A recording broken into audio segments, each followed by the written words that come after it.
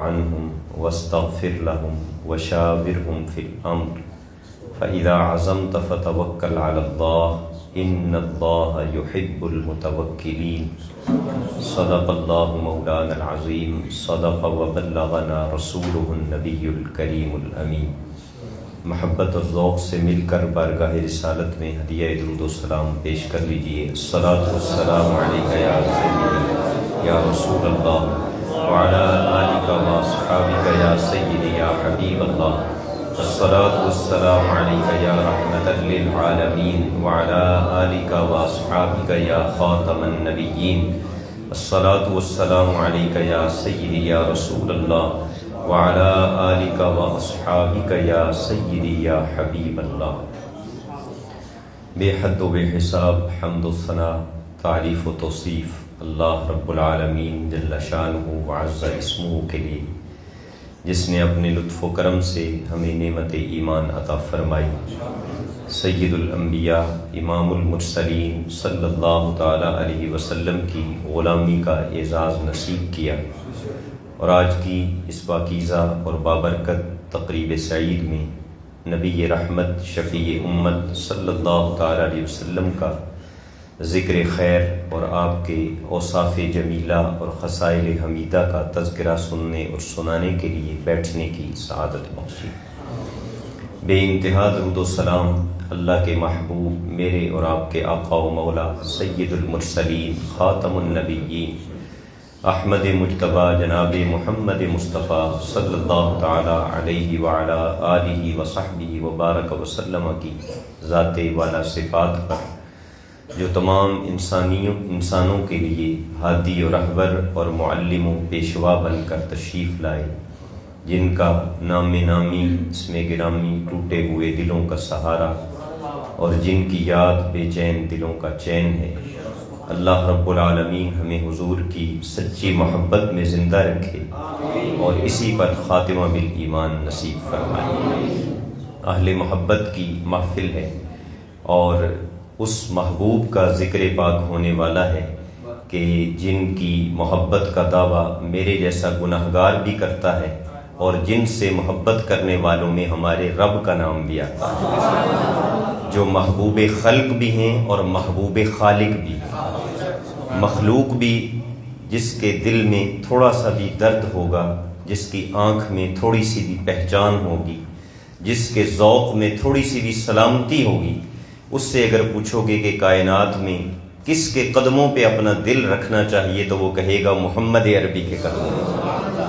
مخلوق نے بھی اپنا دل جن کو دیا ہے وہ اللہ کے محبوب ہیں، اور خالق کائنات نے بھی جن کی تعریف و توصیف میں قرآن کی درجنوں آیتیں اتاری ہیں، وہ میرے محبوب صلی اللہ تعالی علیہ وسلم کی ذات والا صفات ہیں۔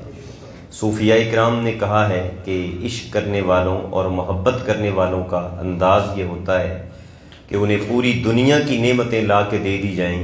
تو انہیں چار دانگے عالم کی بادشاہی میں بھی وہ لطف نہیں آتا جو محبوب کی باتیں کرنے اور سننے میں آتا ہے۔ تو حضور کا ذکر پاک زندگی کے یہ لمحے جو آپ کے ذکر میں گزر جائیں، یقیناً یہ باعث نجات بھی ہیں، وسیلہ بخشش بھی ہیں، ذریعہ مغفرت بھی ہیں، تسکین دل اور راحت جاں کا موجب بھی ہیں۔ اللہ رب العالمین ان لمحات کو میرے لیے اور آپ کے لیے ہماری نیکیوں کے ذخیرے میں شامل فرمائے، اور جس طرح ہم یہاں حضور کا ذکر کر رہے ہیں، کل میدان محشر میں بھی حضور کی بارگاہ پہ جائیں تو لبوں پہ مصطفیٰ جان رحمت پہ لاکھوں سلام کے نغمے جائیں۔ نبی رحمت صلی اللہ تعالی علیہ وسلم کے غلاموں سرکار سے محبت کرنے والوں، اس ماہ مبارک میں جہاں ہم حضور کی ولادت باسعادت کا تذکرہ کرتے ہیں، اور ہمارے علماء ہمارے اکابر یہ بیان فرماتے ہیں کہ حضور اس دنیا میں تشریف لائے تو حضرت آمنہ کا وہ حجرہ بقعۂ نور بن گیا، اور وہ کہتی ہیں قد خرج منی نور اضاء لی منہ قصور الشام، کہ مجھ سے وہ نور برآمد ہوا کہ اس کی روشنی میں میری آنکھوں کی بینائی کی وسعت یہاں تک ہوئی کہ میں نے اپنے گھر میں لیٹے ہوئے شام کے محلات کو دیکھ لیا۔ تو آج میں نے آپ کے سامنے حضور علیہ الصلاۃ والسلام کے ذکر پاک کے جس پہلو پہ گفتگو کرنی ہے وہ یہ ہے کہ اس میں کوئی شبہ نہیں کہ میرے آقا آئے تو حضرت آمنہ کا حجرہ روشن ہوا اور چمک پیدا ہوئی، لیکن میرے نبی نے صرف حضرت آمنہ کے حجرے کو روشن نہیں کیا تھا، صرف حضرت حلیمہ سعدیہ کی کٹیا کو عرش بری کی زینت نہیں بنایا تھا۔ میرے آقا کا سب سے بڑا کارنامہ یہ ہے کہ حضور نے دلوں کی بستیاں آباد فرمائی، حضور نے کرداروں کو سنوارا ہے، حضور نے عادات و اطوار کو اور خصائل کو وہ پاکیزگی عطا فرمائی ہے کہ وہ انسان جو انسانوں کے ساتھ رہنے کے قابل نہیں تھا، میرے آقا نے اسے رب کے قابل بنایا ہے، اللہ کی دوستی کے لائق بنایا ہے، حضور نے اسے اللہ کی محبت کا حقدار بنایا ہے۔ یہ ایسے ہی ہے جیسے کوئی نالائق سا طالب علم ہو جو 5ویں کا امتحان پاس کرنے کی صلاحیت نہ رکھتا ہو، کوئی اسے ایم.اے کا امتحان پاس کروا دے، کوئی اس کا بازو تھامے اور اسے وہاں لے جائے کہ بڑے بڑے اس کے مقدر پہ رشک کرنے لگ جائیں۔ میرے نبی صلی اللہ تعالیٰ علیہ وسلم کے آنے سے پہلے عالم کیا تھا اور حضور کی تشریف آوری کے بعد دنیا میں نے کیا پلٹا کھایا اور کیا انقلاب برپا ہوا، حضرت عمر فاروق رضی اللہ تعالیٰ عنہ کے ایک فرمان سے اس کا بخوبی پتہ چلتا ہے کہ آپ کی خلافت کا زمانہ ہے اور ایران فتح ہوتا ہے اور ان کے بادشاہوں کے جو صدیوں کے خزانے تھے وہ مسجد نبوی میں پڑے ہوئے ہیں، زر و جواہر کے انبار لگے ہیں اور درہم و دینار کے ڈھیر ہر طرف لگے ہوئے ہیں، صحابہ بھی بیٹھے ہیں اور حضرت عمر فاروق کی آنکھوں میں آنسو ہیں۔ تو لوگ پوچھتے ہیں کہ حضور یہ تو خوشی کا موقع ہے کہ اللہ نے آپ کو اتنی بڑی فتح عطا کی کہ آج دنیا انگشت بدندہ ہے، تو حضرت عمر فاروق رضی اللہ تعالی عنہ نے جو جملہ ارشاد فرمایا وہ میری اس بات کی تصدیق کرتا ہے کہ میرے حضور کا اجالا کہاں سے چلا تھا اور کہاں پہنچا ہے۔ حضرت عمر فاروق رضی اللہ تعالی عنہ فرمانے لگے کہ یہ جو آنسو ہیں یہ غم کے آنسو نہیں ہیں، یہ ندامت اور شرمندگی کے آنسو نہیں ہیں، یہ اس احساس تشکر کے آنسو ہیں کہ میرا دل کہتا ہے عمر تو وہی خطاب کا بیٹا تھا جسے باپ 10 اونٹ چرانے کے لیے دے کے بھیجتا تھا تو جسے 10 اونٹ نہیں سنبھالے جاتے تھے، کسی کی رسی گم ہو جاتی تھی، کسی اونٹ کا بچہ گم ہو جاتا تھا، کسی کا پالان تو رستے میں گرا کے آ جاتا تھا۔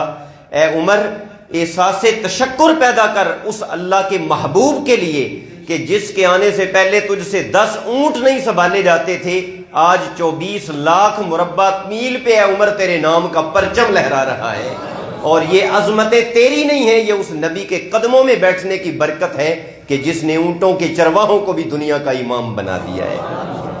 نبی رحمت شفیع امت صلی اللہ تعالی علیہ وسلم کے حسن اخلاق کی ہم نے بات کرنی ہے، آپ کے پیارے کردار کی بات کرنی ہے، آپ کے اوصاف جمیلہ کا تذکرہ سننا ہے اور دلوں کو اس طرح کھول کے دل کے کانوں کو بیٹھنا ہے کہ جب ہم جائیں تو ہمارے کردار سے بھی حضور کی مہک آنے لگ جائے۔ نبی رحمت صلی اللہ تعالی علیہ وسلم کے ساتھ ام المومنین حضرت سیدہ عائشہ رضی اللہ تعالی عنہا نے 10 سال بطور زوجہ کے گزارے ہیں۔ آپ جانتے ہیں کہ بیوی سے بڑھ کر انسان کی جلوت و خلوت سے کوئی واقف نہیں ہوتا، باہر نکل کے بندہ اپنے آپ کو کچھ بھی بناتا رہے، جو بھی لوگوں کے سامنے پیش کرتا رہے، جب گھر کی تنہائیوں میں جاتا ہے تو سارے پردے اتر جاتے ہیں۔ حضرت ام المومنین رضی اللہ تعالی عنہا سے حضور کے وصال کے بعد کسی نے پوچھا تھا کہ ہمیں کوئی حضور کی عادتوں کے بارے میں بتائیے، آپ کے اخلاق کے بارے میں بتائیے، حضور کھاتے کیسے تھے، پیتے کیسے تھے، اٹھتے بیٹھتے کیسے تھے، بول چال کا انداز کیا تھا، نشست و برخاست کی کیفیت کیا تھی۔ سوال کرنے والا جب سارے سوال کر چکا تو حضرت عائشہ صدیقہ نے ایک ہی جملے میں سارے سوالوں کے جواب ارشاد فرمایا کان خلقہ القرآن، اے میرے نبی کی سیرت کے بارے میں پوچھنے والے، تو نے قرآن نہیں پڑھا، جا قرآن کھول کے پڑھ لے، قرآن میں جو تھیوری نظر آتی ہے میرے نبی کی زندگی میں عملی نمونہ نظر آتا ہے۔ مفسر قرآن امام ابن کثیر رحمۃ اللہ تعالی علیہ فرماتے ہیں کہ حضرت عائشہ رضی اللہ تعالی عنہا ام المومنین صدیقہ بنت صدیق، ان کے اس فرمان عالی شان کا مطلب یہ ہے کہ جو قرآن نے قانون بنایا میرے مصطفیٰ نے اسے اپنا مزاج بنا لیا، جو رب نے ہدایت دی میرے نبی نے اسے اپنی عادت بنا لیا، اس طرح اپنا خلق بنایا۔ اور خلق عربی زبان میں کسے کہتے ہیں؟ یہاں اہل علم تشریف فرما ہے، اگر کوئی کام آپ کا دل نہیں چاہ رہا، طبیعت نہیں مان رہی، اپنے آپ کو مجبور کر کے کر رہے ہیں، اسے عربی میں خلق نہیں کہتے۔ آپ یہ تو کہہ سکتے ہیں کہ میں نے یہ کام کر لیا، لیکن خلق اسے اس وقت کہا جائے گا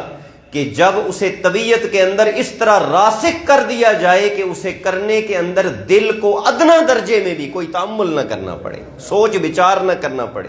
بندہ جب بھی بولے تو ویسا بولے، جب کچھ کرے تو ویسا کرے، سوچے تو ویسا سوچے۔ تو اللہ فرماتا ہے وَإِنَّكَ لَعَلَىٰ خُلُقٍ عَظِيمٍ، میرے نبی نے اپنے آپ کو مجبور کر کے سچ بولنا نہیں شروع کیا، میرا نبی کا دل ہی سچ بولنے پہ کرتا ہے،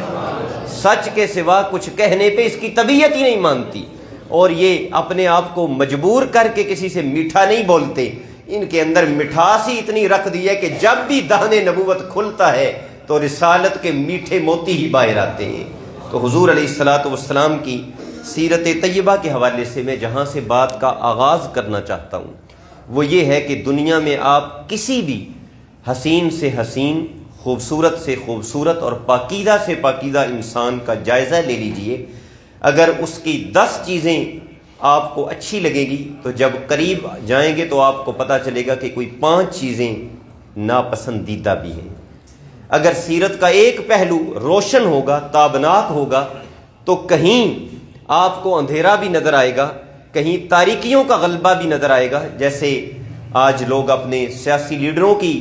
تعریفوں کے پل باندھ دیتے ہیں، لیکن کچھ عرصے بعد جب کوئی سکینڈل سامنے آتا ہے تو پتہ چلتا ہے کہ جسے فرشتہ سمجھتے تھے وہ تو شیطان نکل آیا۔ لیکن 1400 سال ہو گئے، میرے جملے پہ توجہ فرمائیے گا، 1400 سال ہو گئے، اپنوں نے اور پرایوں نے میرے نبی کی سیرت کے ایک ایک لمحے کو چھلنی میں ڈال کے چھانا ہے، ایک ایک ورق کھنگالا ہے۔ مستشرقین کو دیکھیے، 5000 سے زائد کتابیں تو انگریزی میں اور جرمنی اور فرانسیسی میں میرے نبی کی سیرت پہ لکھی جا چکی ہیں۔ ان کی جنگوں کو دیکھا لوگوں نے، ان کے سفر کو دیکھا، ان کے بیوی سے تعلقات کو دیکھا، ان کی تجارت کو دیکھا، ان کے انداز تکلم کو دیکھا، لیکن بڑے سے بڑا دشمن بھی میرے نبی کی سیرت کے کسی پہلو پہ انگلی نہیں رکھ سکا۔ اور جس کی سیرت کا ہر پہلو ہی تابناک ہو اور ہر طرف سے ہی ایک شش جہت ہیرے کی طرح وہ آنکھوں کو چندھیا دینے والا منظر ہو، اسے دنیا محمد رسول اللہ کے نام سے یاد کر رہی ہے۔ اگرچہ پہلو بے شمار ہیں اور ہمارے اندر وہ سکت نہیں کہ ہم حضور کے کسی ایک کمال کا بھی احاطہ کر سکیں، زندگیاں ختم ہوئیں اور قلم ٹوٹ گئے، تیرے اوصاف کا ایک باب بھی پورا نہ ہوا، لیکن چند باتیں جو عرض کر کے جانا چاہتا ہوں کہ شاید وہ میرا اور آپ کا منشور زندگی بن جائیں۔ حضور کے اخلاق کریمانہ میں جو سب سے پہلا سبق ہے وہ یہ ہے کہ حضور نے فرمایا خیرکم خیرکم لأہلہ وأنا خیرکم لأہلی، تم میں سے سب سے بہترین شخص رب کی نگاہ میں وہ ہے جس کا سلوک اپنے گھر والوں سے اچھا ہو۔ اور فرمایا میں صرف زبانی نہیں کہہ رہا، انا خیرکم لأہلی، تم سب سے بڑھ کر جس کا سلوک اپنے گھر والوں سے اچھا ہے وہ مجھ محمد کی ذات ہے۔ آج کے دور کے فتنوں میں سے ایک بڑا فتنہ یہ ہے کہ ہم باہر جا کے بعض اوقات خوش مزاج بن جاتے ہیں، دوستوں میں خوش گپیاں بھی ہو رہی ہوتی ہیں، ان کے مذاق کو بھی برداشت کیا جا رہا ہوتا ہے، دوست گالی بھی دے دے تو ہم چپ کر کے سن لیتے ہیں، اور گھر میں آئیں تو ہم جلاد صفت بن جاتے ہیں۔ چھوٹی چھوٹی بات پہ بیوی کو مارنا پیٹنا، بیٹیوں کو ڈانٹنا، بچوں کو تھپڑ رسید کرنا، اپنے خادموں اور نوکروں کے ساتھ تشدد والا رویہ اختیار کرنا، گویا جب گھر کی دہلیز پہ آتے ہیں تو ہم اپنی خوش اخلاقی والا جو لبادہ اڑا ہوا ہوتا ہے وہ گھر سے باہر ہی رکھ کے اندر آ جاتے ہیں۔ اللہ کے محبوب صلی اللہ تعالی علیہ وسلم کا اپنی ازواج کے ساتھ انداز محبت کیا تھا؟ حضرت عائشہ رضی اللہ تعالی عنہا کا نام تو عائشہ تھا، لیکن حضور پیار کے لیے ان کو عائش کہہ کے بلایا کرتے ہیں۔ جیسے نک نیم آپ نے رکھے ہوئے ہوتے ہیں اور نک نیم سے پکارا جائے تو اگلا سمجھتا ہے کہ اس نے میری دل جوئی کی ہے، اس نے اپنائیت کا اظہار کیا ہے، محبت سے مجھے پکارا ہے، تو کبھی عائش کہتے، اور کبھی جب بہت زیادہ حضور کے دل میں محبت کے جذبات غالب ہوتے تو حضرت عائشہ فرماتی ہیں کہ پھر مجھے میرے نام سے نہیں یا بنت صدیق کہہ کے حضور پکارا کرتے، اے میرے جگری یار کی لخت جگر نور نظر۔ یہ حضور علیہ السلام کا بلانے کا انداز تھا۔ ایک زوجہ محترمہ حضرت صفیہ رضی اللہ تعالی عنہا حضور کے ساتھ کہیں سفر پہ جانے لگی اور اونٹوں پہ سواری ہوا کرتی تھی۔ اب آپ جانتے ہیں کہ اونٹ پہ جب سواری کرنا ہوتی ہے تو اونٹ کو بٹھایا جاتا ہے، اس کا گھٹنا باندھ دیا جاتا ہے، اور سوار ہونے والے جب سوار ہو جاتے ہیں تو پھر اس کا گھٹنا کھول کے اسے کھڑا کیا جاتا ہے۔ تو مرد کا بیٹھنا اور ہے، اب خواتین کے لیے تھوڑی سی دشواری ہو رہی تھی، تو اللہ کے محبوب علیہ السلام قریب گئے اونٹ کے، اور حضور نے اپنا ایک گھٹنا زمین پہ رکھ کے دوسرا گھٹنا دوہرا کیا اور حضرت صفیہ سے کہا کہ میرے گھٹنے پہ پاؤں رکھ کے اونٹ پہ سوار ہو جائیے۔ آپ حضور کی شان رحمت کا اندازہ لگائیے، یہ سید المرسلین ہیں، یہ اللہ کے محبوب ہیں جن کی تعظیم کے لیے شب معراج 1,24,000 نبی کو رب نے رستے میں کھڑا کر دیا ہے، لیکن اپنی بیوی کے ساتھ اظہار محبت اور تکریم کا انداز یہ ہے کہ حضور گھٹنا بچھا رہے ہیں اور وہ پاؤں اپنا ان کے اوپر رکھ کے اس اونٹ کے اوپر سواری کر رہی ہیں۔ یہ حضور علیہ السلام کا اپنی ازواج مطہرات کے ساتھ محبت کا تعلق ہے۔ حضرت ام المومنین فرماتی ہیں کہ حضور کثرت سے حضرت خدیجہ کا ذکر کیا کرتے تھے۔ یہ بھی بات یہاں سے سیکھنے والی ہے کہ وفا صرف زندگی میں ہی نہیں ہوتی، وفا اصل میں تو کسی کے دنیا سے جانے کے بعد دکھائی دیتی ہے، کہ جس نے آپ کے لیے اپنا ماضی اور حال قربان کیا وہ آپ کے مستقبل کے لیے، کیا آپ اس کی وفاؤں کو سلام پیش کرتے ہیں یا نہیں؟ حضرت عائشہ فرماتی ہیں کہ اتنی کثرت سے حضور حضرت خدیجہ کی قربانیوں کا اور ان کی محبت کا ذکر کرتے کہ میرے دل میں بھی وہ جذبہ پیدا ہو گیا جو سوکن کے دل میں سوکن کے لیے پیدا ہوتا ہے۔ ظاہر ہے انسان تھے، تو میں نے عرض کیا یا رسول اللہ آپ اتنی کثرت سے حضرت خدیجہ رضی اللہ عنہا کا ذکر کرتے ہیں، اللہ نے آپ کو ان سے بہتر بیوی نہیں عطا فرما دی؟ یعنی اشارہ اپنی طرف تھا کہ وہ تو بیوہ تھیں جب آپ نے ان سے شادی کی، تو میں کنواری ہوں اور بالکل جوان ہوں اور آپ کے نکاح میں آئی ہوں۔ تو حضور نبی رحمت صلی اللہ تعالی علیہ وسلم حالانکہ حضرت عائشہ سے اتنا پیار کرتے تھے کہ آخری ایام مبارکہ میں حضور نے باقی ازواج سے اجازت مانگی کہ اگر تمہاری اجازت ہو تو میں اپنی زندگی کے آخری دن عائشہ کے حجرے میں گزارنا چاہتا ہوں، لیکن اس کے باوجود حضور نے حضرت خدیجہ کی محبتوں کو سلام کیسے پیش کیا جب حضرت عائشہ نے یہ کہا نا کہ آپ کو تو رب نے اس سے بہتر بیوی دے دی ہے اور آپ پھر بھی ان کا ذکر کرتے ہیں، تو حضور نے فرمایا خدا کی قسم خدیجہ سے بہتر بیوی مجھے کبھی نہیں مل سکتی، جو اس نے میرے لیے قربانیاں دی کہ اپنا مال بھی قربان کیا، اپنی عزت آبرو کو میرے نام پہ ایک ڈھال بنا لیا، اور ہر لمحے میں جس طرح اس نے میرے کندھے سے کندھا ملا کر دین کی تبلیغ کا کام کیا ہے۔ اور پھر حضرت عائشہ رضی اللہ تعالی عنہا یہ بھی بتاتی ہیں ہمیں کہ اہل بیت کے ساتھ اپنے گھر والوں کے ساتھ اظہار محبت کا ایک پہلو یہ بھی تھا کہ اگر وافر مقدار میں گوشت آتا اور حضور تقسیم فرمانا چاہتے تو سب سے پہلے حضرت خدیجہ کی سہیلیوں کو بھیجتے۔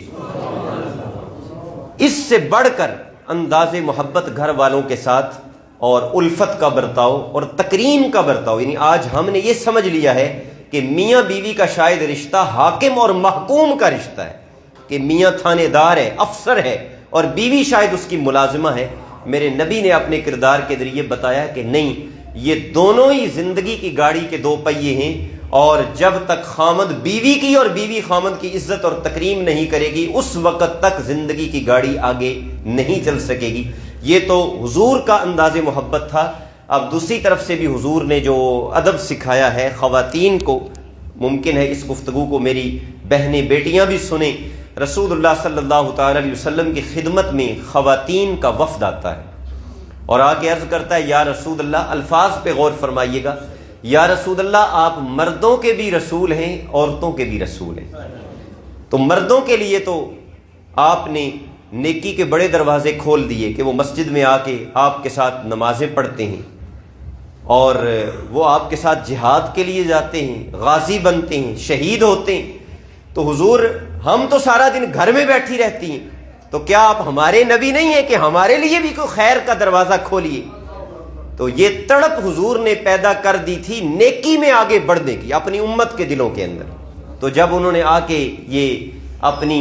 درخواست حضور کی بارگاہ میں پیش کی تو قربان جائیں، اللہ کے محبوب علیہ السلام نے عورتوں کے لیے جو جملہ ارشاد فرمایا ہے، مردوں کو بھی رشک آئے گا کہ کاش اتنی آسان جنت حضور ہمیں بھی عطا کر دیتے، کہ حضور نے فرمایا کہ عورت اگر گھر میں رہ کے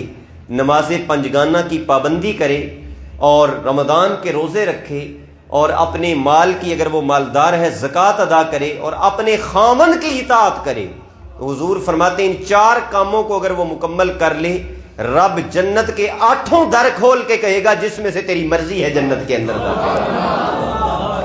تو آج سب سے پہلی بات جو آپ نے سیکھ کے جانی ہے کہ میرے بھائیوں، نمازوں کا درجہ بھی بڑا بلند ہے، لیکن نمازوں کے ساتھ ساتھ اپنے والدین کی تکریم، اپنے بہن بھائیوں سے شفقت و محبت، اپنی بیوی کا زندگی کا ساتھی سمجھ کر خیال، اس کے دل کو تکلیف دینے والی کوئی بات آپ کی زبان پہ، ہماری زبانوں پہ نہیں آنی چاہیے۔ آج گھروں میں چھوٹی چھوٹی باتوں پہ جھگڑے،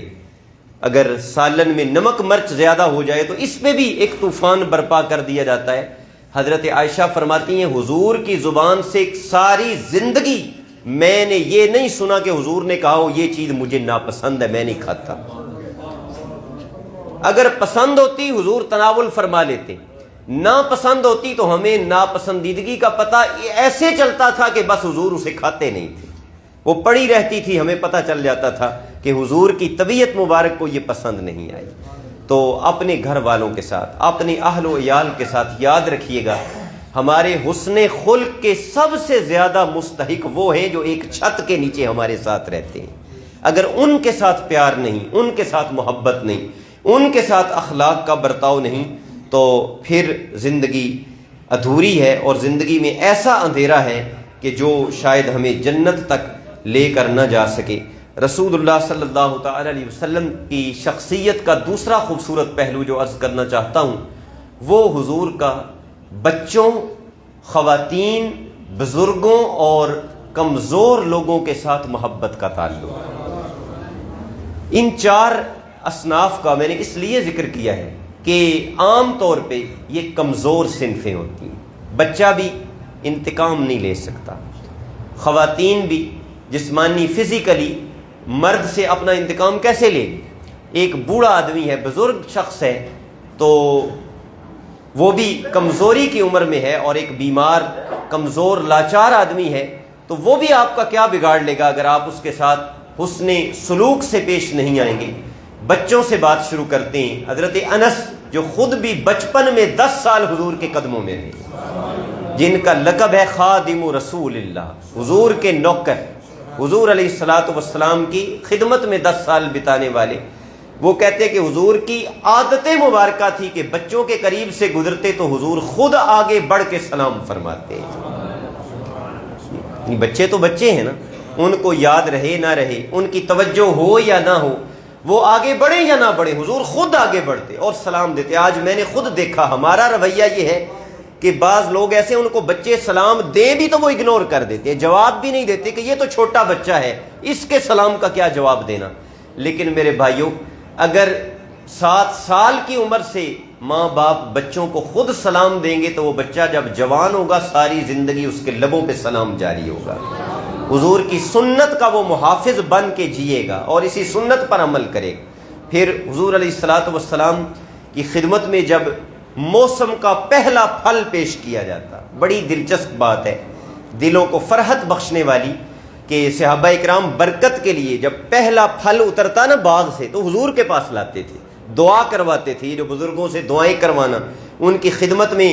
اپنی دکان کی اوپننگ ہو رہی ہے یا کسی بھی کام کا آغاز ہو رہا ہے تو ان سے التجا کرنا اور ان کے مبارک ہاتھ جو ہے ان سے فیتا کاٹنا اور برکت کی دعائیں لینا، یہ سب صحابہ کی سنتیں ہیں، ان کا طریقہ ہے۔ تو سیرت کی کتابوں سے پتہ چلتا ہے کہ جب نیا پھل آتا کسی بھی موسم کا تو حضور سب سے پہلے بچوں کو بلا کے عطا فرماتے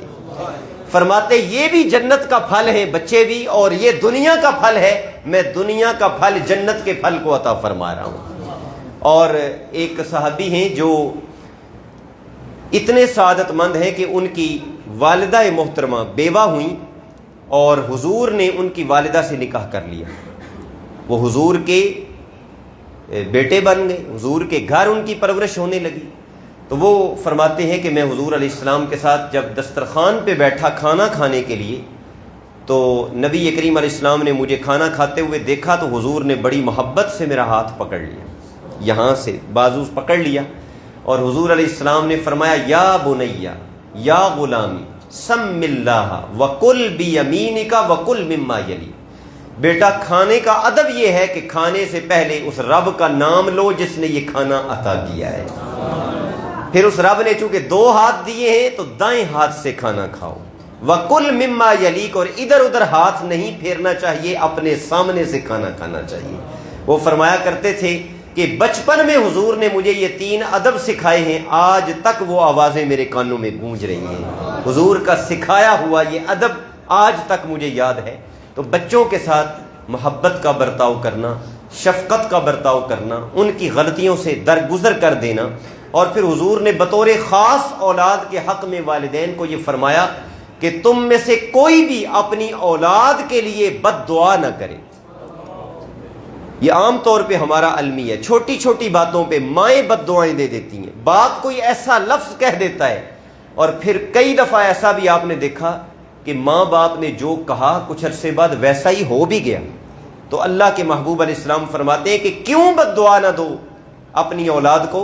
فرمایا کیا پتا کہ جس لمحے میں تمہارے منہ سے بد دعا نکل رہی ہو رب کی بارگاہ میں وہی قبولیت دعا کا لمحہ ہو، تم تو غصہ نکالو گے اور اولاد کی زندگی برباد ہو جائے گی، ان کا مستقبل داؤ پہ لگ جائے گا۔ حضور علیہ السلام کی نواسی ہیں حضرت امامہ بنت زینب رضی اللہ عنہ، حضور کی لخت جگر، حضرت زینب کی لخت جگر،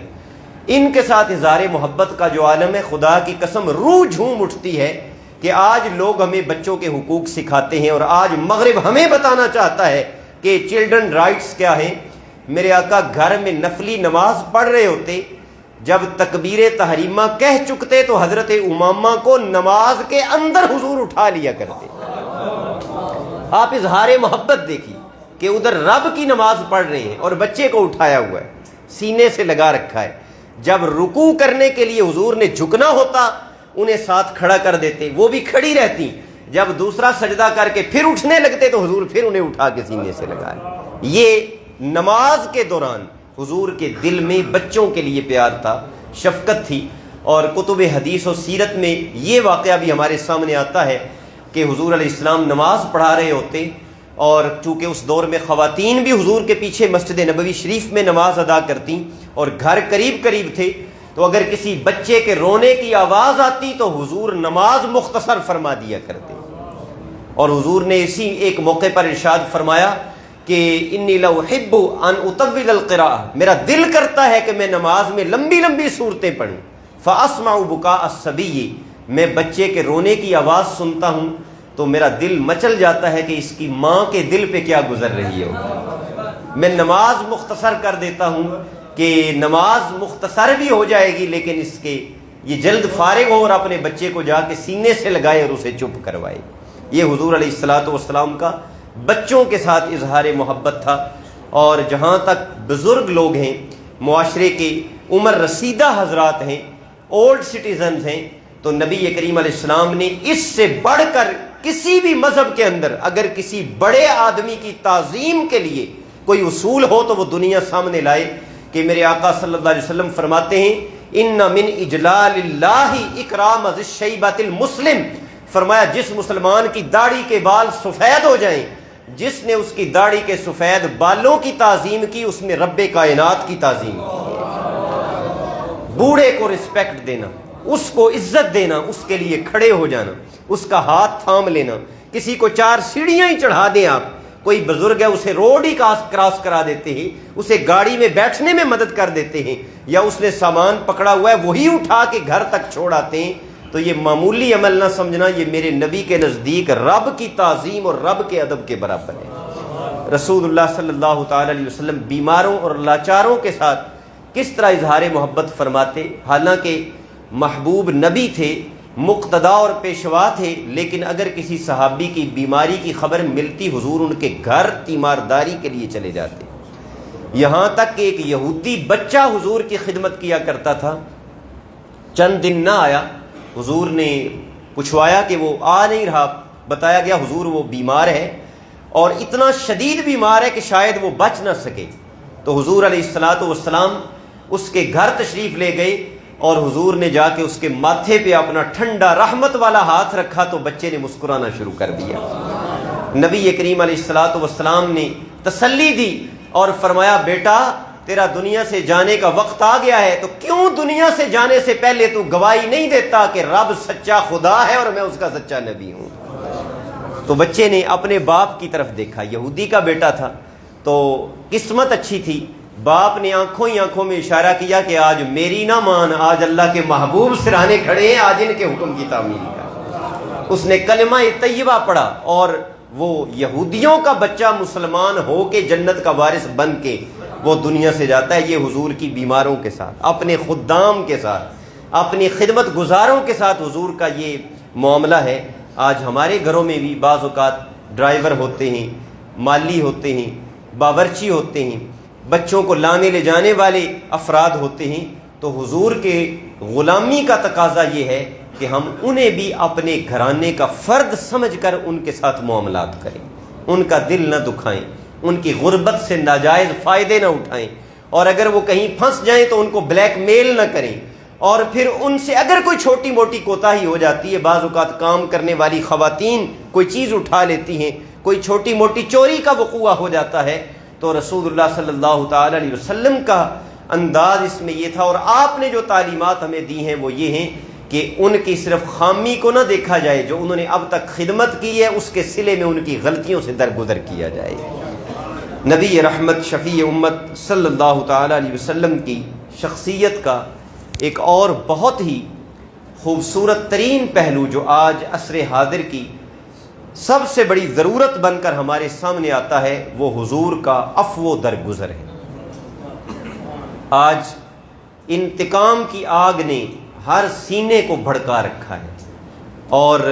ہمیں یاد بھی نہیں رہا کہ جس نبی کا ہم نے کلمہ پڑھا ان کے احکام اس حوالے سے کیا ہیں. حضور علیہ السلام فرماتے ہیں لیس الشدید بالسرعہ انما الشدید الذی یملک نفسہ عند الغضب. فرمایا پہلوان وہ نہیں ہوتا کہ جو میدان میں کسی کو نیچے گرا کے اس کے سینے پہ چڑھ کے بیٹھ جائے اور اس کی پیٹھ زمین پہ لگا کے اسے پچھاڑ ڈالے، وہ پہلوان نہیں. تو یا رسول اللہ پھر پہلوان کون ہے؟ فرمایا انما الشدید الذی یملک نفسہ عند الغضب. پہلوان وہ ہے کہ جو شدید غصے میں بھی اپنے جذبات پہ قابو کر کے دکھا دے، جہاں انتقام بنتا ہو وہاں بھی انتقام نہ لے، عفو و درگزر سے اور معافی سے کام لے. اس حوالے سے رسول اللہ صلی اللہ تعالی علیہ وسلم کا یہ فرمان بھی بڑا ہی توجہ کے لائق ہے جو صحیح مسلم میں ذکر کیا گیا ہے کہ حضور علیہ السلام نے فرمایا کہ 3 لوگ ایسے ہیں کہ جن کو رب نے جنتی فرمایا. فرمایا کہ ان میں سے ایک شخص وہ ہے کہ رجل رحیم رقیق القلب لکل ذی قربا. ان 3 میں سے فرمایا ایک شخص وہ ہے کہ جس کے جنتی ہونے کا رب اعلان فرما رہا ہے. یہ وہ ہے کہ جس کے دل کو اللہ نے نرمی کی دولت عطا فرما دی. وہ سخت مزاج نہیں ہے، وہ ترش گفتگو کرنے والا نہیں ہے، اس کے ماتھے پہ ہر وقت بل نہیں پڑے رہتے، بلکہ اگر کسی سے غلطی کوتاہی ہو بھی جائے تو وہ درگزر کرنے والا ہے. بڑا دلچسپ واقعہ، اسے بھی امام مسلم نے ہی ذکر کیا ہے کہ حضور تشریف فرما تھے مسجد نبوی شریف میں، تو ایک بدو دیہاتی آ گیا. دیہاتی لوگ ہوتے تھے، سادہ لوگ، انہیں آداب بارگاہ رسالت کا بھی علم نہیں ہوتا تھا اور آداب مسجد سے بھی بیچارے وہ دور ہوتے تھے. تو حضور تشریف فرما ہے، اب مسجد نبوی کا صحن کچا ہوتا تھا، تو وہ آیا اور اس نے آ کے مسجد کے ایک کونے میں بیٹھ کے پیشاب کرنا شروع کر دیا. کتنا بڑا واقعہ ہے. ابھی تھوڑی دیر پہلے ہی ہم ایک مسجد میں نماز ادا کر رہے تھے مغرب کی، تو وہاں بھی ایک صاحب بچوں کو ڈانٹنے میں اور بچوں کو مسجد سے نکالنے میں مصروف تھے. بچے اگر مسجد میں آ جائیں تو رویہ ہمارا وہ ہونا چاہیے کہ وہ آئندہ بھی آتے رہیں، وہ جوان ہو کے بھی آتے رہیں. محبت کا، پیار کا، شفقت کا برتاؤ ہونا چاہیے. اور اگر کسی وقت ان کی آواز اونچی بھی ہو جائے مسجد میں تو اس طرح نہیں، پیار سے ڈانٹ کے ساتھ ان کو بھگانا چاہیے کہ وہ آئندہ مسجد میں آنے سے ہی کنارہ کش ہو جائے. تو یہ سبق ہے ہمارے ان نمازی بھائیوں کے لیے کہ جو ڈنڈے لے کے بچوں کے پیچھے پڑے ہوتے ہیں، کہ اس نے تو آ کے پیشاب کرنا شروع کر دیا، اور وہ بھی مسجد میں۔ تو صحابہ اٹھے اسے مارنے کے لیے، تو حضور علیہ السلام نے فرمایا لا تضرموہ دعوہ، صحابہ اسے کچھ نہ کہو، چھوڑ دو اسے اس کے حال پہ رہنے دو۔ تو فترکوہ حتی بال، امام مسلم فرماتے ہیں کہ صحابہ نے اسے چھوڑ دیا یہاں تک کہ اس نے پیشاب کر دیا مسجد میں، جو وہ کرنا چاہتا تھا۔ تو جب وہ فارغ ہو گیا تو نبی کریم علیہ السلام نے اسے بلایا۔ میرے نبی کے غلاموں، اتنا میٹھا انداز، اتنا خوبصورت لہجہ، اتنا حلم اور اتنی بردباری اگر دنیا میں کہیں کسی میں نظر آتی ہے تو ہمارا چیلنج ہے کہ کوئی دکھائے تو صحیح محمد کی مثال زمانے کے اندر، کہ حضور علیہ السلام نے بلایا ہے اور بلا کے نہ مارا ہے، نہ جھڑکا ہے، نہ ڈانٹا ہے، صرف ایک ہی جملہ ارشاد فرمایا ان هذه المساجد لا تصلح لشيء من هذا البول ولا القذر، اللہ کے بندے یہ جو مسجدیں ہوتی ہیں یہ گندگی کی اور پیشاب پاخانے کی جگہ نہیں ہوتی، یہ تو رب کے ذکر اور تلاوت قرآن کے لیے بنائی جاتی ہیں۔ اور پھر اللہ کے محبوب علیہ الصلوۃ والسلام نے امر رجلا من القوم فجاء بدلو، حضور نے ایک صحابی کو بھیجا کہ جاؤ پانی کا ڈول بھر کے لے آؤ۔ وہ صحابی پانی کا ڈول بھر کے لے آئے تو میں قربان جاؤں اپنے نبی کی عظمت پر کہ ہزاروں نوکروں کے ہوتے ہوئے میرے آقا خود اٹھے اور اس بدو کے کیے ہوئے پیشاب پہ میرے آقا نے اپنے ہاتھوں سے پانی ڈالا ہے اور مسجد کو صاف کیا ہے۔ کوئی کائنات میں مثال دکھائے تو صحیح میرے حضور کے اخلاق کی اور میرے نبی کے پاکیزہ کردار کی۔ آج انہی چیزوں کی ہمیں ضرورت ہے۔ آگے بات کو چلاتے ہوئے حضور علیہ السلام کے جس پاکیزہ وصف کا تذکرہ کرنا چاہوں گا وہ یہ ہے کہ سب سے خاص ہو کر بھی حضور نے زندگی عاموں کے درمیان گزاری ہے۔ کبھی اپنے آپ کو معاشرے کا کوئی مخصوص فرد ظاہر کرنے پہ حضور نے کبھی توجہ نہیں۔ صحابہ اکرام فرماتے ہیں جس چٹائی پہ ہم بیٹھے ہوتے حضور بھی اسی پہ بیٹھ جاتے۔ بعض اوقات چٹائی بھی نہیں ہوتی تھی، مسجد نبوی کا ننگا فرش ہوتا تھا، غلام بھی اسی پہ بیٹھے ہیں اور آقا بھی اسی پہ بیٹھا ہے۔ جو قرآن پڑھنے والے وہ بھی وہیں بیٹھے ہیں اور جن کا سینہ محبت قرآن ہے وہ بھی وہیں تشریف فرمائے۔ جو آپس میں باتیں کرنے والے بھی وہی ہیں اور رب سے ہم کلام ہونے والا بھی اسی چٹائی کے اوپر اور اسی فرش کے اوپر جلوہ گر ہے۔ اور پھر اگر حضور کو یہ محسوس ہوتا نا کہ بہت زیادہ میرا اعزاز اور تکریم یا اس طرح کا کوئی معاملہ، تو حضور فرماتے لا تطرونی کما اطرت النصارى عیسیٰ، مجھے اس طرح نہ بڑھاؤ چڑھاؤ جس طرح حضرت عیسیٰ کے حواریوں اور ان کی قوم نے ان کو بڑھا چڑھا دیا۔ اور تواضع اور انکساری اور سب میں گھل مل کے رہنا، سب کے درمیان سب جیسا بن کے رہنے کی، یہ تو الگ بات ہے نا کہ اللہ نے بنایا ہی ایسا تھا کہ کروڑوں میں بھی میرے نبی کا چہرہ جدا نظر آتا تھا۔ حضور کا قد درمیانہ تھا لیکن اونچے قد والوں کے درمیان بھی چلتے تو سر حضور کا اونچا نظر آتا تھا، اور جتنے بھی محجبین اور جتنے بھی خوبصورت ترین آ جاتے حضور کے چہرے کی چمک دمک سب سے نرالی ہوتی تھی۔ یہ تو رب کا کرم تھا، لیکن انہوں نے کبھی اپنے آپ کو اونچا دکھانے کی کوشش نہیں۔ آج ہم کہیں جاتے ہیں تو اہل محبت پوچھتے بھی ہیں کہ آپ کے لیے کیا پکایا جائے، کیا اہتمام کیا جائے، اور بعض حضرات تو ایسے بھی ہیں کہ جن کی باقاعدہ ایک فرمائشوں کی پوری لسٹ ہوا کرتی ہے۔ حضرت انس فرماتے ہیں رات کی سوکھی ہوئی روٹی کے ٹکڑوں اور سبزی کے شوربے پہ بھی حضور کی کوئی دعوت کرتا تو حضور مسکرا کے اس کے گھر چلے جاتے۔ کوئی یہ سلسلہ ہی نہیں تھا کہ کوئی پروٹوکول ہونا چاہیے، میرے لیے کوئی پھول ہونے چاہیے، کوئی سیج ہونی چاہیے، کوئی میرے لیے عالی شان بستروں کا اہتمام ہونا چاہیے۔ حضور علیہ الصلوۃ والسلام سفر پہ جا رہے ہیں، رستے میں پڑاؤ ہوا اور نماز کے لیے،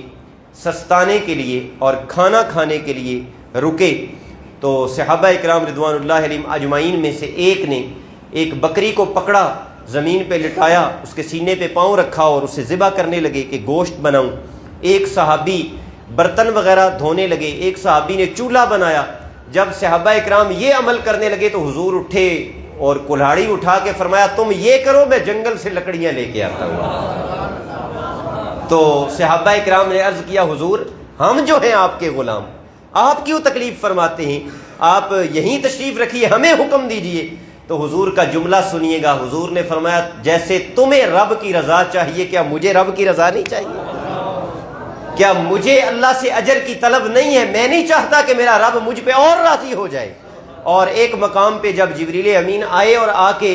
ایک فرشتہ بھی ساتھ تھا، اور اس نے سوال کیا کہ رب فرماتا ہے کہ یا رسول اللہ اگر آپ چاہیں تو آپ کو حضرت سلیمان کی طرح بادشاہ نبی بنا دیا جائے، اور اگر چاہیں تو آپ کو عبد نبی بنایا جائے۔ تو حضور نے جبریل کی طرف دیکھا تو جبریل نے آنکھوں کے اشارے سے نیچے کی طرف اشارہ کیا، تو حضور علیہ السلام نے اس فرشتے کو کہا جا اور رب کو میرا پیغام پہنچا دے کہ تیرا حبیب بادشاہوں والی نہیں، وہ تیرا بندہ اور تیرا غلام ہونے والی زندگی گزارنا چاہتا ہے۔ حضور کے عاجزی اور انکساری کا عالم یہ تھا، حضور نے ساری زندگی ٹیک لگا کے کھانا نہیں کھایا، ٹیک لگا کے پانی نہیں پیا، اور فرماتے تھے میں رب کا عبد ہوں۔ اور غلام جب مالک کی نعمتیں کھا رہا ہوتا ہے تو وہ ٹیک لگا کے تو نہیں بیٹھا ہوتا۔ آج یہ عاجزی کہاں چلی گئی؟ آج دو لفظ پڑھ کے ہم کسی سے سلام لینے کے لیے تیار نہیں۔ آج 4 مریدین بن جائیں تو آدمی کے نخرے ہی ختم ہونے میں نہیں آتے۔ تھوڑی سی پراپرٹی کیا ملے وہ غریبوں کو اور اپنے محلے کے اور رشتہ داروں تک کو بھول جاتا ہے کہ ان کے ساتھ کوئی تعلق بھی تھا، کوئی ناتا بھی تھا۔ میرے نبی کے غلاموں، حضور نے سبق یہ دیا ہے کہ من تواضع رفعہ اللہ، جو بلندی چاہتا ہے نا تو بلندی کا نسخہ اکڑنا نہیں ہے۔ فرمایا جو اللہ کے لیے جھک جائے رب کا وعدہ ہے رب اسے سر بلند فرماتا ہے۔ ومن تکبر وضعہ اللہ، اور جو اپنا سر اکڑا کے چلتا ہے رب کا وعدہ ہے رب اسے سب کے قدموں میں جھکا کے چھوڑے گا۔ اس لیے حضور نے عاجزی سکھائی، حضور نے انکساری سکھائی، حضور نے سب میں گھل مل کے رہنا سکھایا۔ حضور نے کبھی اپنے آپ کو دوسروں سے بڑا ظاہر کرنے کی کوشش نہیں فرمائی۔ حضور علیہ الصلوۃ والسلام اپنے صحابہ میں بیٹھتے تھے تو باہر سے آنے والے کو پہچاننا مشکل ہو جاتا تھا کہ غلام کون ہے اور آقا کون ہے، اور صحابہ کو بتانا پڑتا تھا کہ یہ اللہ کے محبوب صلی اللہ تعالی علیہ وسلم ہے۔ آج یہ سارے اوصاف دنیا ہماری طرف دیکھ رہی ہے کہ ہم کس نبی کے امتی ہیں اور ہمارا طرز عمل کیا ہے۔ ہم پوری دنیا میں ایک تماشا بن چکے، ہمارا کردار ایک تماشا بن چکا۔ آج ہماری کرپشنیں دیکھ کر، ہماری بدعنوانیاں دیکھ کر غیر مسلم بھی ہمارے اوپر ہنستے ہیں کہ ان لوگوں کی حالت دیکھو کیا ہو چکی ہے۔ اور آخر میں اپنی گفتگو کو ختم کرتے ہوئے حضور کی مبارک سیرت کے جس پہلو کا بطور خاص ذکر کرنا چاہوں گا وہ یہ تھا کہ یہ سارے پہلو تو تھے حضور کی شخصیت کے کہ جن کی روشنی مخلوق کی طرف تھی، خلق خدا کے لیے رحم دل بھی تھے، مہربان بھی تھے، عفو درگزر کا پیکر بھی تھے، پیار کرنے والے بھی تھے، بیویوں کے ناز اٹھانے والے بھی تھے، اپنی بیٹی کے آ جانے پہ کھڑے ہو کر اس کا ماتھا چوم کے اپنی جگہ بٹھانے والے بھی تھے، اور اپنی زوجہ محترمہ کے لیے گھٹنا بچھا کر اس کے اوپر پاؤں رکھوا کے ان کو اونٹ پہ سوار کرنے والے بھی تھے۔ یہ تو تھا حضور کی شخصیت کا وہ پہلو کہ جس کا رخ مخلوق کی طرف تھا۔ حضور نے صرف مخلوق کو راضی نہیں کیا، حضور نے خالق کو بھی راضی کرنے کا نمونہ قائم فرما دیا ہے۔ صحابہ فرماتے ہیں کہ ہم نے حضور سے بڑھ کے کثرت سے کوئی رب کو یاد کرنے والا نہیں دیکھا۔ اٹھتے بیٹھتے چلتے پھرتے حضور کی لبوں پر اللہ کا نام ہوتا تھا۔ حضور علیہ السلام فرمایا کرتے تھے لَأَنْ أَقُولَ سُبْحَانَ اللَّهِ وَالْحَمْدُ لِلَّهِ وَلَا إِلَٰهَ إِلَّا اللَّهُ وَاللَّهُ أَكْبَرُ أَحَبُّ إِلَيَّ مِمَّا طَلَعَتْ عَلَيْهِ الشَّمْسُ۔ حضور نے فرمایا کہ یہ جو الفاظ ہیں نا سبحان اللہ والحمد للہ ولا الہ الا اللہ واللہ اکبر، فرمایا یہ الفاظ ایک مرتبہ کہہ لینا مجھے پوری دنیا اور کائنات کے خزانوں سے بڑا خزانہ لگتا ہے، اس لیے کہ وہ خزانے تو فنا ہو جانے والے ہیں اور رب کے ذکر میں گزرنے والا لمحہ فانی نہیں رہتا، باقی ہو جاتا ہے، ہمیشہ کی زندگی سے انسان کو ہمکنار کرتا ہے۔ حضور علیہ السلام نے یہ بھی فرمایا مثل الذی یذکر ربہ والذی لا یذکرہ مثل الحی والمیت، فرمایا جو رب کو یاد کرتا ہے اور جو رب کا ذکر نہیں کرتا ان دونوں میں اتنا ہی فرق ہے جتنا زندے اور مردے میں فرق ہے۔ جس کی لب پہ رب کی یاد ہے اس کا دل زندہ ہے، وہ ایک زندہ وجود ہے، نفع بخش وجود ہے، اور جس کی زبان اللہ کے ذکر سے محروم ہے اس کا دل مردہ ہو چکا ہے، وہ اللہ تبارک و تعالیٰ کی یاد سے محرومی میں اپنی موت کا سامان کر چکا ہے۔ امام طبرانی نے ذکر فرمایا کہ حضور علیہ السلام نے فرمایا اللہ کے عذاب سے بچانے والے اعمال میں سے سب سے بڑا عمل اللہ کو کثرت سے یاد کرنا ہے۔ اور حضور علیہ الصلوۃ والسلام کی کیفیت یہ ہوتی تھی کہ ام المومنین فرماتی ہیں کہ رات کو میں اٹھی تو حضور حجرے کے کونے میں نماز تہجد ادا فرما رہے، حضور کا سر سجدے میں تھا۔ یاد رکھیے گا یہ وہ اللہ کے نبی ہیں کہ جن کی زندگی کے ایک ایک لمحے کی پاک دامنیوں کی گواہی فرشتے بھی دیتے ہیں، گناہ کو جن کے دامن رحمت کے قریب پھٹکنے کی بھی جرت نہیں ہے، جن کی زبان پاکیزہ، جن کے خیالات ستھرے، جن کی عادتیں سلجھی ہوئی اور جن کے انداز اور ادائیں رب کی پیاری، لیکن فرماتی ہیں کہ سر سجدے میں تھا، حضور تہجد کے نوافل پڑھ رہے تھے اور حضور کے سینہ مبارک سے بلکنے کی آوازیں اس طرح آ رہی تھی جیسے ہنڈیا چولہے پہ چڑھی ہوئی ہو تو اس سے آوازیں آتی ہیں، اس طرح گڑ گڑا کے حضور اپنے رب کے حضور عاجزیاں پیش کر رہے تھے، التجائیں کر رہے تھے، رو رہے تھے، آنسو بہا رہے تھے۔ یہ حضور علیہ الصلوۃ والسلام کے اپنے رب کے ساتھ تعلق کا انداز تھا۔ میں اپنی گفتگو کو اسی بات پہ ختم کروں گا کہ میرے نبی کا تذکرہ وہ ہے کہ زندگیاں ختم ہو سکتی ہیں، ان کے اوصاف کا ایک باب بھی پورا نہیں ہو سکتا، اور پھر اس میں لذتیں میں نے پہلے بتا دیا کہ اکابر اولیاء اللہ کہہ گئے کہ عاشق کے لیے ساری دنیا کی نعمتیں ایک طرف اور محبوب کے ذکر میں گزرے ہوئے لمحے کی لذتیں سب سے بالا اور سب سے شیریں ترین ہیں۔ میں سلام عقیدت پیش کرتا ہوں آخر میں اپنے انتہائی مشفق، انتہائی محترم ہمارے سرپرست اور مسلک اہل سنت و جماعت کی آبرو اور اس کی پہچان اور عصر حاضر میں خانقاہی نظام کو ایک نئی زندگی بخشنے والے اور آج بھی یہ ہمیں دکھا دینے والے کہ تصوف آج بھی دلوں میں خوف خدا کا بیج بوتا ہے اور آج بھی آنکھیں اللہ اور اللہ کے رسول کے ذکر پہ نم ہو سکتی ہیں۔ قبلہ پیر سید کرامت علی حسین شاہ صاحب جن کا لگایا ہوا یہ خوبصورت پھول ہے اور جامع مسجد انوار لاسانی کا یہ پرنور ماحول، انتہائی طبیعت خوش ہوئی آپ حضرات کے چمکتے چہرے دیکھ کر، آپ کی محبتیں دیکھ کر۔ اللہ کریم ان کا سایہ عاطفت میرے سر پہ بھی اور آپ کے سروں پہ بھی تا دیر صحت و عافیت سے سلامت رکھے، اور اللہ ان جیسے